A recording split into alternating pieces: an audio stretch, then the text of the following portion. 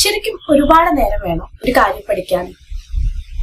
ഇല്ല, ശരിക്കും പറഞ്ഞാൽ അതിന്റെ ആവശ്യമില്ല. കുറച്ചു നേരം ഫോക്കസ്ഡ് ആയിട്ടുള്ള അവേഴ്സ് നമ്മൾ പഠിക്കുകയാണെങ്കിൽ പല കാര്യങ്ങളും നമുക്ക് വളരെ എളുപ്പത്തിൽ തന്നെ പഠിക്കാം. എന്നാൽ അതിൽ നിങ്ങൾ ശ്രദ്ധിക്കേണ്ട കുറച്ച് കാര്യങ്ങൾ പറഞ്ഞു തരാം. അതുപോലെ പഠിക്കാൻ സഹായിക്കുന്ന കുറച്ച് ടെക്നിക്സും പറഞ്ഞു തരാം. പഠിക്കാൻ ഒരുപാട് നേരമൊന്നും വേണ്ട. ഫോക്കസ്ഡ് ആയിട്ടുള്ള വെരി ഫ്യൂ അവേഴ്സ് മതി നമുക്ക് പല കാര്യങ്ങളും പഠിച്ചെടുക്കാൻ.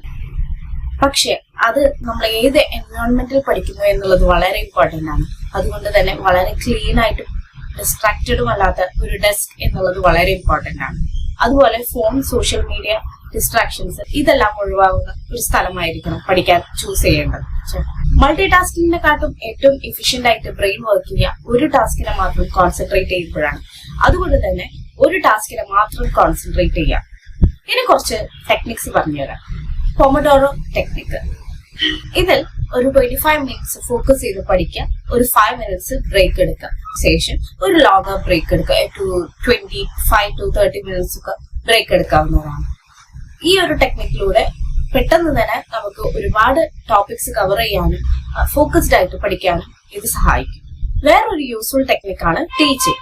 നമ്മൾ പഠിച്ച കാര്യം മറ്റൊരാൾക്ക് പഠിപ്പിക്കുന്നത് പോലെ അത് പ്രാക്ടീസ് ചെയ്യാൻ ശ്രമിക്കുക. ഒരു ടോപ്പിക് പഠിച്ചതിന് ശേഷം അത് മറ്റൊരാൾക്ക് പഠിപ്പിച്ചു കൊടുക്കുന്നത് പോലെ അത് പ്രാക്ടീസ് ചെയ്യുക.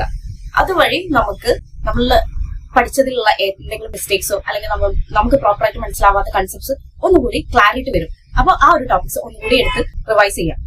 ഇനി പഠിച്ച കാര്യങ്ങൾ തന്നെ നമ്മൾ നല്ല രീതിയിൽ പ്രാക്ടീസ് ചെയ്തില്ലെങ്കിൽ അത് റിട്രീവ് ചെയ്തെടുക്കാൻ വളരെ ബുദ്ധിമുട്ടുള്ള കാര്യമാണ്. പഠിച്ച കാര്യങ്ങൾ നല്ല രീതിയിൽ റിപ്പീറ്റ് ചെയ്തിട്ടില്ലെങ്കിൽ പല കൺസെപ്റ്റ്സും നമ്മൾ മറന്നു പോകാറുണ്ട്. അതിനൊന്ന് നിങ്ങളെ ഹെൽപ്പ് ചെയ്യുന്ന ഒരു ടെക്നിക്കാണ് റിപ്പിറ്റീഷൻ, അതായത് സ്പേസ്ഡ് റിപ്പിറ്റീഷൻ. ഇതിൽ നമ്മൾ ഒരു കൺസെപ്റ്റ് പഠിച്ച 1 അവറിന് ശേഷം റിവൈസ് ചെയ്യുക. അതിന് ശേഷം ഒരു ദിവസം 24 അവേഴ്സിൽ റിവൈസ് ചെയ്യുക, 3 ഡേയ്സിൽ റിവൈസ് ചെയ്യുക, പിന്നെ ഒരു 1 വീക്കിൽ റിവൈസ് ചെയ്യുക. ഇത് നമ്മളുടെ മെമ്മറി കുറച്ചും കൂടി സ്ട്രോങ് ആക്കാനും ഇത് മെമ്മറൈസ് ചെയ്ത് വെക്കാനും ഹെൽപ്പ് ചെയ്യും. ഇനി പഠിക്കാൻ മടിയുള്ളവർക്ക് യൂസ് ചെയ്യാൻ പറ്റുന്ന ഒരു ടെക്നിക്കാണത്. ഡെയിലി ഒരു 5 മിനിറ്റ്സ് എങ്കിലും നിങ്ങൾ ആ ഒരു കാര്യത്തിന് വേണ്ടിയിട്ട് സ്പെൻഡ് ചെയ്യുക.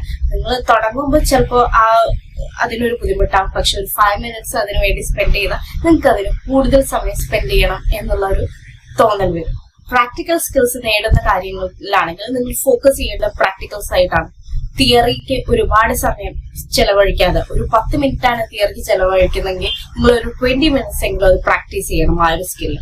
എന്നാലേ ഉള്ളൂ പ്രാക്ടിക്കലി നമുക്ക് ആ ഒരു സ്കില്ല് നല്ല രീതിയിൽ ട്രെയിൻ ചെയ്യാൻ കഴിയുള്ളൂ. ഇതിലുള്ള ടെക്നിക്സ് ഒക്കെ യൂസ് ചെയ്തിട്ട് നിങ്ങൾക്ക് ഏറ്റവും എഫക്റ്റീവ് ആയിട്ടുള്ള ടെക്നിക്ക് ഏതാണെന്നുള്ളത് നിങ്ങൾ കണ്ടെത്തുക. അതുപോലെ